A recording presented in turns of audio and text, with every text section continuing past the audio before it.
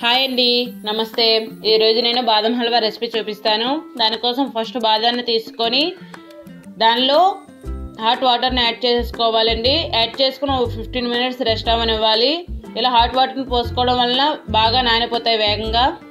Next వాటిని peel off చేసేసుకొని ఒక మిక్సీ జార్లో వేసేసుకొని కొంచెం మిల్క్ కూడా యాడ్ చేసుకొని ఇలా వీడియో క్లిప్లో చూపిస్తున్నట్లు కొంచెం బరగ్గా ఉన్నట్లే మిక్సీ పట్టుకొని పక్కన ఉంచుకోవాలి. నెక్స్ట్ ఒక ప్యాన్ తీసుకొని ప్యాన్లో గీ వేసుకోవాలి.